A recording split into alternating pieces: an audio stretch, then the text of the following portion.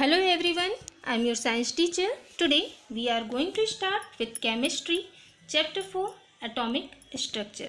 In the previous class we have studied about atom and discovery of subatomic particles like electron, proton, neutrons, atomic structure and atomic number, atomic mass number, isotopes, isobars, etc.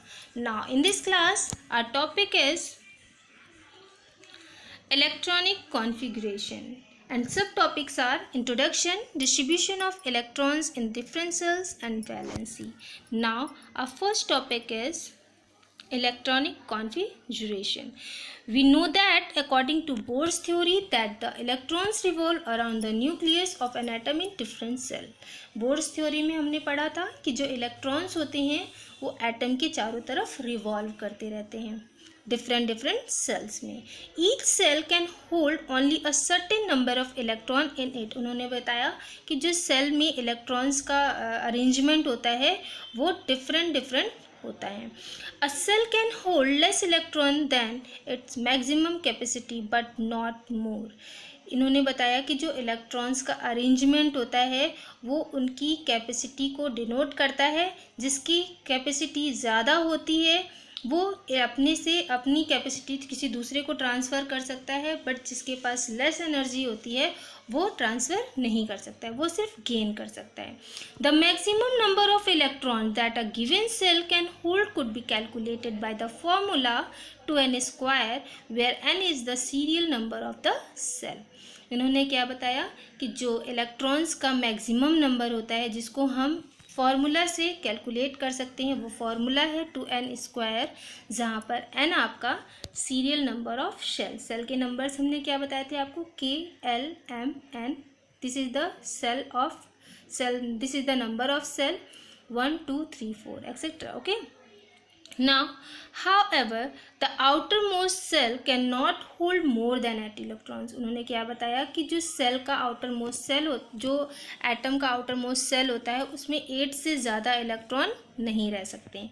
Thus in an atom the electrons are distributed in different cells in the systematic manners. उन्होंने क्या बताया कि जो electrons का arrangement होता है वो different shell में डिफरेंट होता है और सिस्टमैटिक मैनर में होता है. The distribution of electrons in the different cells of an atom of an element is called electronic configuration of the atoms of the element. इन्होंने क्या बताया कि इलेक्ट्रॉन्स का डिस्ट्रीब्यूशन डिफरेंट सेल में एलिमेंट के इलेक्ट्रॉन्स का डिफरेंट सेल में distribution जो होता है वो उसका इलेक्ट्रॉनिक कॉन्फ़िगरेशन कहलाता है. Distribution of elements electrons in different shell. Element के इलेक्ट्रॉनों का सेल में जो डिस्ट्रीब्यूशन होता है वो कैसे होता है हम देख लेते हैं. जो सेल होते हैं सेल हमने आपको बताया k, l, m, n shell होता है, ठीक है. और उसका जो नंबर होता है k 1 number, l 2 number of shell, m 3 number of shell and the n is 4 number of shell, ठीक है. तो यहाँ पर हमने आपको फॉर्मूला बताया था 2n². यहाँ पर हमने क्या बताया कि जो नंबर ऑफ सेल है 1, 2, 3, 4 उसका स्क्वायर को हम अगर electron maximum number of electrons निकालेंगे हम 2n² के फॉर्मूला से. यहाँ पर आप क्या देख रहे हैं नंबर ऑफ सेल कितना दिया है 1 दिया है, ठीक है. और जब हम इसका स्क्वायर करते हैं और इस फॉर्मूला पे पुट करते हैं तो हमारा आंसर क्या आता है भाई 2n² करेंगे, ठीक है. 2n² कर रहे हैं तो हमारा नंबर ऑफ n क्या है कितना है 1² है, ठीक है. और 2 इसको जब मल्टीप्लाई करेंगे तो हमारा आंसर 2 आएगा. इसी तरह जब हम 2² यानी कि 2 को यहाँ पर हम पुट करेंगे 2 2 ज़ा 4 और 4 2 ज़ा 8 तो हमारा 8 आ गया. इसी तरह 3 का करेंगे तो 2 इंटू 3 का स्क्वायर करेंगे तो 3 3 ज़ा 9 और 9 2 ज़ा 18 तो हमारा थर्ड सेल में 18 हो जाएगा. उसी तरह हम बात करते हैं आपका 4 नंबर ऑफ फोर्थ सेल का तो 4 का स्क्वायर यानी 2n² की जगह पर n² की जगह पर हमने क्या रख दिया 4² रख दिया. तो 4 4 जा 16 और 16 2 जा 32 तो यहाँ पर हमारे फोर्थ सेल में 32 यानी कि अगर फिफ्थ होता तो फिफ्थ का स्क्वायर करके 2 से मल्टीप्लाई करते. सिक्स्थ सेल होता तो 6 का स्क्वायर करके 2 से मल्टीप्लाई करते हैं। तो इस तरह हमारे मैक्सिमम नंबर ऑफ इलेक्ट्रॉन, किस सेल में कितने इलेक्ट्रॉन रह सकते हैं, वो हमको इसमें पता चलता है। तो हम देख लेते हैं डायग्राम में, डायग्राम की हेल्प से हमको ज़्यादा समझ में आएगा। यहाँ पर हमने क्या बताया कि जो हमारा नंबर ऑफ इलेक्ट्रॉन्स है वो सेल में किस तरह से अरेंज रहता है।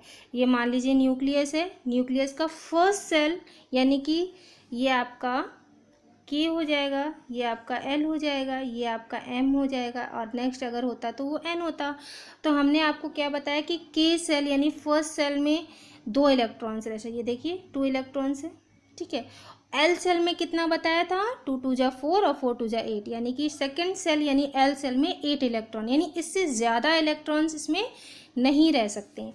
ये इसकी लास्ट कैपेसिटी होती है, इससे कम हो सकते हैं बट इससे ज़्यादा नहीं हो सकते हैं। 1 2 3 4 5 6 7 8। Okay, now next third shell में 18 इलेक्ट्रॉन, यानी 18 तो होंगे, 1 2 3 इसको हम पूरा काउंट करेंगे तो 18 इलेक्ट्रॉन होंगे, ठीक है। 18 से कम इलेक्ट्रॉन इसमें रह सकते हैं बट इसकी लास्ट कैपेसिटी होती है कि थर्ड सेल में 18 से ज़्यादा इलेक्ट्रॉन्स नहीं हो सकते। उसी तरह फोर्थ सेल में 32 आया था, है ना, फोर्थ सेल में 32 आया था, ये देखिए 32 लास्ट में। तो 32 से ज़्यादा इलेक्ट्रॉन फोर्थ सेल में नहीं हो सकता, 32 से कम हो सकता है। तो ये इसका अरेंजमेंट था, इसी अरेंजमेंट को ही हम इलेक्ट्रॉनिक कॉन्फ़िगरेशन कहते हैं।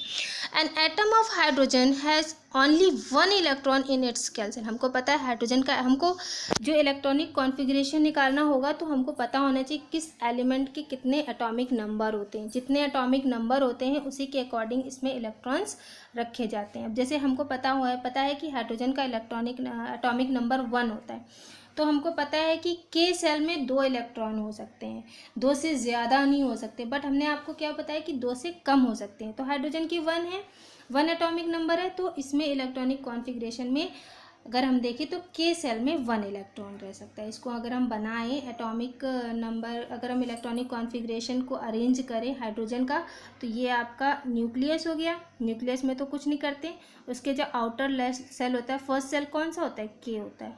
और हाइड्रोजन का एटॉमिक नंबर कितना है, 1 है, मतलब 1 इलेक्ट्रॉन, ठीक है। और अगर हम इसको फॉर्मूला में भी पुट करें, 2n² करें तो 1 1 जा 1 और 1 2 जा 2, तो 2 तो होते ही नहीं है, तो इसको हमको फार्मूला पुट करने की कोई ज़रूरत ही नहीं है, क्योंकि हमको पता है कि हाइड्रोजन में 1 ही इलेक्ट्रॉन है। तो 1 इलेक्ट्रॉन का मतलब है कि इसके के सेल में कितने इलेक्ट्रॉन होंगे, ओनली 1 इलेक्ट्रॉन होगा। ये इसका इलेक्ट्रॉनिक कॉन्फ़िगरेशन स्ट्रक्चर है हाइड्रोजन का। इसी तरह सेकेंड है N atom of helium has 2 electron in के सेल। अब हीलियम का हमको पता है एटॉमिक नंबर कितना होता है, 2 होता है, ठीक है। तो हमको पता है कि जो हीलियम है उसमें 2, तो हमको पता है कि के से ज़्यादा, के में 2 इलेक्ट्रॉन से ज़्यादा नहीं होते, तो 2 इलेक्ट्रॉन्स को हम उसको अरेंज कर सकते हैं के सेल में। थर्ड पॉइंट है the K shell can not hold more than 2 electron as 2 is its maximum limit. हमको पता है के सेल में 2 से ज़्यादा इलेक्ट्रॉन नहीं रह सकते हैं, ये इसकी मैक्सिमम लिमिट होती है। लिथियम की बात करें तो लिथियम का एटॉमिक नंबर होता है 3, जिसमें हमको पता है लिथियम का एटॉमिक नंबर क्या होता है, 3 होता है, ठीक। एटॉमिक नंबर इज 3 किसका, लिथियम का। अब हमको पता है KLMN, ये इसका जो स्ट्रक्चर है, जो इसका नंबर ऑफ सेल है KLMN। आपको पता है के सेल में 2 से ज़्यादा इलेक्ट्रॉन नहीं रह सकते, तो लिथियम के 2 इलेक्ट्रॉन तो इसमें आ गए। अब बचे कितने इलेक्ट्रॉन, 1, क्योंकि एटॉमिक नंबर कितना है 3, यानी कि 3 इलेक्ट्रॉन्स हैं। 2 इलेक्ट्रॉन तो के सेल में अरेंज हो गए, बच गया 1 आपका चला जाएगा एल सेल में चला जाएगा, ठीक है। जैसे हम स्ट्रक्चर बनाते हैं नॉर्मली, अगर हम स्ट्रक्चर बनाएं, अगर हम कहें कि लिथियम का इलेक्ट्रॉनिक कॉन्फ़िगरेशन क्या होगा, कैसे बनाएंगे, अरेंज करिए, तो आप कैसे अरेंज करेंगे, ये आपका एटम है, एटम का न्यूक्लियस, ये आपका के सेल, ये आपका एल, ये आपका एन, इस तरह से अरेंज करते हैं, ठीक है। तो लिथियम की बात यहाँ पर हो रही है, तो आपको पता है ये के सेल है, ये एल है, ये एम है। के सेल में 2 से ज़्यादा इलेक्ट्रॉन नहीं हो सकते, और लिथियम के पास कितने इलेक्ट्रॉन है, 3, तो 2 इलेक्ट्रॉन तो के सेल में हम लोग क्या कर देंगे, अरेंज कर देंगे, ठीक है। 2 इलेक्ट्रॉन तो हमने के सेल में अरेंज कर दिया, ठीक। बचा कितना 1 इलेक्ट्रॉन, वो शिफ्ट हो जाता है एल सेल में जाकर। ठीक है, तो ये इसका इलेक्ट्रॉनिक कॉन्फ़िगरेशन स्ट्रक्चर कहलाता है, किसका, लिथियम का। The electronic configuration of the above 3 atoms can be represented pictorially as follow. जैसे हमने अभी आपको बता के दिखाया कि हाइड्रोजन के पास 1 इलेक्ट्रॉन था, इसलिए सिर्फ के सेल की ज़रूरत थी, हमने 1 इलेक्ट्रॉन को अरेंज कर दिया। अब देख लीजिए आप डायग्राम की हेल्प से देख लीजिए, एक बार और समझ लीजिए। हमने बताया कि हाइड्रोजन के पास 1 इलेक्ट्रॉन होता है, तो ये इस एटम का के सेल हो गया। न्यूक्लियस के बाद जो जस्ट सेल होता है वो के सेल होता है, और के में हमको पता है 2 से ज़्यादा नहीं हो सकते, बट हाइड्रोजन के पास 1 है, वो हमने के सेल में अरेंज कर दिया। इसी तरह हीलियम के पास कितने इलेक्ट्रॉन्स होते हैं, 2 इलेक्ट्रॉन्स होते हैं। सिंपल, के सेल में 2 इलेक्ट्रॉन आराम से अरेंज हो जाएंगे, वो हमने अरेंज कर दिया। इसी तरह लिथियम की बात हो रही थी, लिथियम में 3 इलेक्ट्रॉन्स थे, हमको पता है कि के सेल में 2 से ज़्यादा नहीं रख सकते, तो 2 तो मैंने अरेंज कर दिया, बट 1 इलेक्ट्रॉन बच गया, वो कहाँ जाएगा, इसके जस्ट बगल वाले सेल में शिफ्ट हो जाएगा। ठीक है, इस तरह से इसमें शिफ्ट हो गया, ये तीनों इलेक्ट्रॉन इसमें शिफ्ट हो गए। तो ये इसका इलेक्ट्रॉनिक स्ट्रक्चर होता है, electronic configuration structure. The electronic configuration of atoms of other element can be shown in similar manner. और भी बहुत सारे ऐसे एलिमेंट हैं जिनके इलेक्ट्रॉनिक कॉन्फ़िगरेशन हम डिफरेंट टाइप से देख सकते हैं। वैलेंसी क्या होता है, we have studied about valency in class 7th। हम ऑलरेडी पढ़ चुके हैं क्लास 7th में वैलेंसी के बारे में, कि the outermost shell of an element of an atom is called valence shell. जैसे हमने मान लीजिए अभी लिथियम की ही बात की थी, लिथियम का स्ट्रक्चर बनाया था ना हमने अभी, इलेक्ट्रॉनिक कॉन्फ़िगरेशन। ये आपका न्यूक्लियस था एटम का, ये के सेल, ये एल सेल। के सेल में 2 इलेक्ट्रॉन थे, एल सेल में 1 ही इलेक्ट्रॉन था। तो जो आउटर मोस्ट सेल होता है, सबसे बाहरी सेल में जितने इलेक्ट्रॉन्स होते हैं वो उसकी वैलेंसी कहलाती है। तो यहाँ पर लिथियम की वैलेंसी कितनी हो जाएगी, 1, क्योंकि उसके आउटर मोस्ट सेल में सिर्फ 1 ही इलेक्ट्रॉन्स था। ठीक है, the electron present in a valence shell is called valence electron. और जो इलेक्ट्रॉन प्रेजेंट होता है उस इलेक्ट्रॉन का नाम ही रख दिया जाता है valence electron. The valence electrons are important, ज़रूरी होते हैं वैलेंस इलेक्ट्रॉन। क्यों, they determine the valency of element. वही एलिमेंट्स के वैलेंसी को शो करता है, डिटरमाइन करता है। They give certain chemical properties to the element, और उसी के द्वारा हमें उस एलिमेंट की केमिकल प्रॉपर्टीज़ पता चल जाती है। They enable the atoms to combine to form molecules और कंपाउंड्स। यानी कि यहाँ पर क्या कह रहा है कि जो एटम जो होता है वो उस वैलेंसी की वजह से अदर जो कंपाउंड बनाते हैं। ठीक है, valency of an element in the number of electron denoted और accepted by its atom to form an ion of attaining chemical stability. यहाँ पर क्या कह रहा है, वैलेंसी को देखकर ही हम बता सकते हैं कि इसके अंदर यानी इलेक्ट्रॉन्स जो आउटर मोस्ट सेल में हैं, जो वैलेंस इलेक्ट्रॉन जिसको हमने कहा है, उसके अंदर कौन सी पावर है, डिनोटेड पावर है या एक्सेप्टेड पावर है। ठीक है, जिसकी वजह से वो डिनोट करके या एक्सेप्ट करके अपनी स्टेबिलिटी को प्राप्त कर लेता है। An atom having only 2 valence electrons called duplet. अगर आउटर सेल में 2 इलेक्ट्रॉन हैं तो वो वैलेंस इलेक्ट्रॉन क्या कहलाते हैं, ड्यूप्लेट कहलाते हैं। The atom having 8 valence electron, अगर आउटर मोस्ट सेल में टोटल 8 इलेक्ट्रॉन हैं तो उसको हम ऑक्टेट कहेंगे। और ऑक्टेट, जो इलेक्ट्रॉन ऑक्टेट होते हैं वो केमिकली स्टेबल होते हैं, यानी कि वो एटम क्या कहेंगे हम, स्टेबल हो गया है। ठीक है, तो नॉर्मली अगर हम कहें कि कोई भी हम इलेक्ट्रॉनिक कॉन्फ़िगरेशन स्ट्रक्चर बना रहे हैं और उसके आउटर सेल में 8 इलेक्ट्रॉन हैं, तो हम कहते हैं कि वो एटम स्टेबल हो गया है। ठीक है, और उसको इलेक्ट्रॉन को हम क्या कहते हैं, octet. The valency of an element is 0 if it's atom has 2 और 8 वैलेंस इलेक्ट्रॉन। उन्होंने क्या बताया कि अगर वैलेंसी वहाँ पर हम 8 नहीं बोलेंगे, वहाँ पर हम 0 बोल देंगे, क्योंकि एटम क्या हो गया, स्टेबल हो गया। ठीक है, तो ऑक्टेट कंडीशन में आने पर हम उस एटम की वैलेंसी, उस एलिमेंट की वैलेंसी क्या बताएंगे, 0 है। इफ़ इट्स हैज़ 2 और 8 अगर 2 है या 8 है तो उसकी वैलेंसी क्या हो जाएगी, 0 हो जाएगी। Here the atom neither donate or accept any electron. अब चूंकि उसने ऑक्टेट कंडीशन प्राप्त कर ली है, यानी वो स्टेबल हो गया है, तो उसके अंदर ना तो डोनेटिंग पावर होगा ना ही एक्सेप्टिंग पावर होगा। हीलियम 2 इलेक्ट्रॉन, नियॉन लास्ट में 8 इलेक्ट्रॉन मीन्स ऑक्टेट कंडीशन है। ऑर्गन आपने देखा कि के सेल में 2, एल सेल में 8 और एम सेल में भी 8, यानी कि 8 इलेक्ट्रॉन होने का मतलब है ऑक्टेट कंडीशन में आ गया है और ऑर्गन एटम क्या है, पूरी तरह से स्टेबल हो गया। तो यहाँ पर हीलियम, नियॉन, ऑर्गन की वैलेंसी क्या बताएंगे, 0 बताएंगे। The elements which valency 1, 2, 3 and 4 और कॉल्ड, अगर किसी एलिमेंट की वैलेंसी 1 है तो उसको मोनोवैलेंट बोलते हैं, 2 है तो डाईवैलेंट हो जाएगा, 3 है ट्राईवैलेंट एंड 4 होगा तो टेट्रावैलेंट एलिमेंट कहलाएगा। ठीक है, अब हम पढ़ते हैं, वैलेंसी तो हमने समझ ली, अब वेरिएबल वैलेंसी क्या होती है। The atoms of some elements can combine with the atom of other element in more than one way। यानी अगर हम यहाँ पर वेरिएबल वैलेंसी के बारे में बात करें तो क्या कह रहा है कि किसी भी एटम के कुछ एलिमेंट्स ऐसे होते हैं जो दूसरे एलिमेंट के एटम से दूसरे तरीके से कंबाइन हो जाते हैं। एक तो नॉर्मल वे होता है कंबाइन होगा, उससे भी अलावा दूसरे और कई सारे तरीके होते हैं कम्बिनेशन के, अगर वो उस मैनर में कंबाइन हो रहा है, they have variable combining capacity, यानी उसके अंदर वेरिएबल एक से ज़्यादा तरीके से वो कंबाइन हो जा रहा है, मीन्स उसके अंदर वेरिएबल कंबाइनिंग कैपेसिटीज़ है।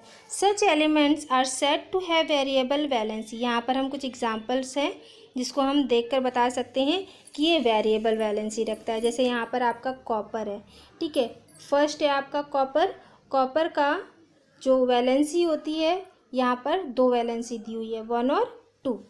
1 और 2 का मतलब अगर कॉपर के ऊपर 1 वैलेंसी है तो उसको हम कॉपर 1 बोल सकते हैं या क्यूपरस बोल सकते हैं। ठीक है, जबकि अगर 2 वैलेंसी रखता है तो उसको हम क्यूप्रिक बोलते हैं। ठीक, इसी तरह सिल्वर की बात करें तो सिल्वर के में भी 2 वैलेंसी है, 1 और 2।